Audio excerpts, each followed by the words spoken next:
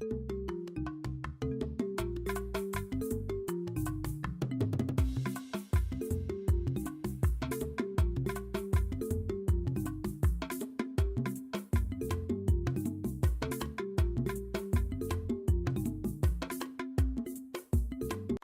you, Dr. Kida, for the warm welcome. Indeed, you've said most that needed to be said at the start of the workshop.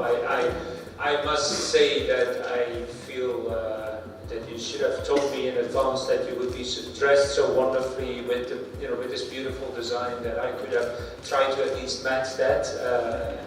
But that's something I hope I will get through those 2 days as well.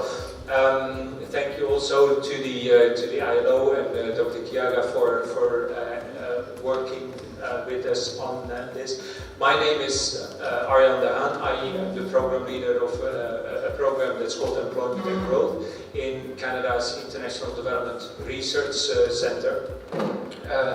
What our organization does is we support what we call research for development.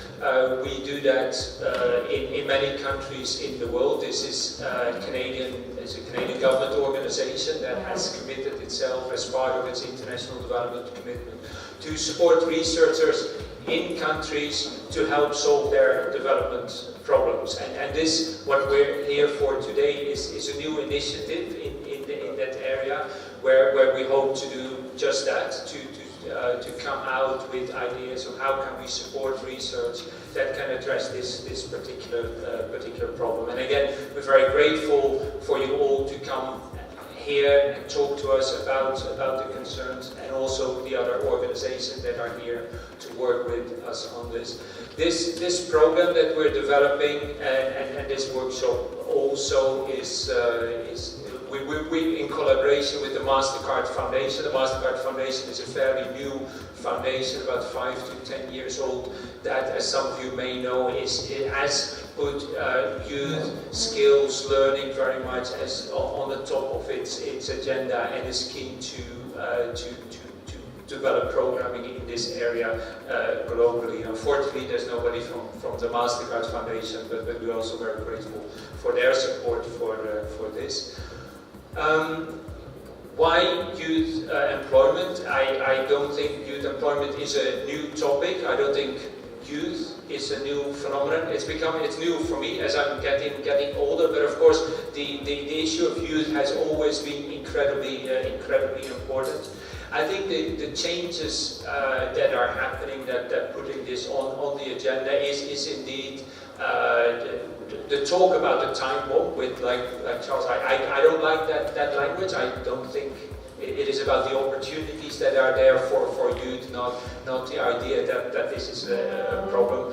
But what we see now is that certainly in Africa, the proportion of the youth population is growing. Youth are becoming more important as part of its workforce, so that requires new policies. You yourself are already in the middle of that. You're taking these opportunities, but we do think that there's more that policymakers can do to support that. The second thing that is perhaps new is that the youth that are coming to the labor market now are more skilled than they were ever before, and that is absolutely good news. But again, that means that new policies, new initiatives might have to be taken that allows the youth to find the opportunities that they deserve, and ways in which they can contribute to the economy.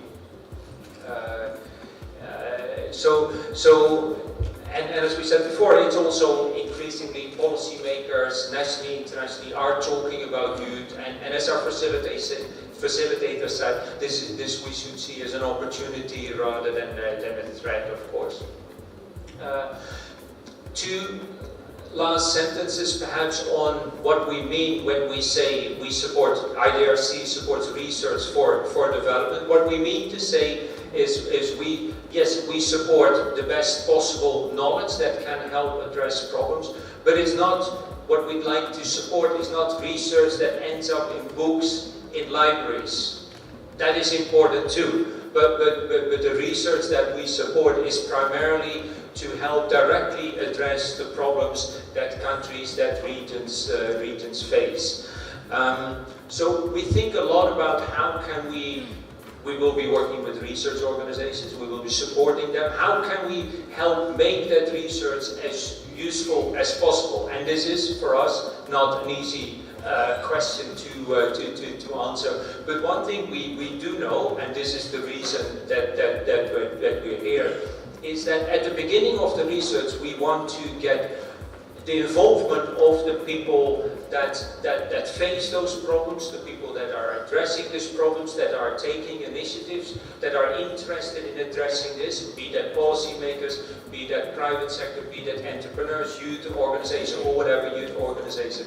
What we want to do is to, from the start of a research program, hear the voices of people that work in this field, so that we can then make sure that in the way the research is organized, those voices are really heard, and that the research is organized really to address those particular problems. So again, that is the main reason that we are here. That is why we are absolutely grateful, delighted, and I feel quite privileged to be sitting here and listening to you over the coming days. So again, thank you very much.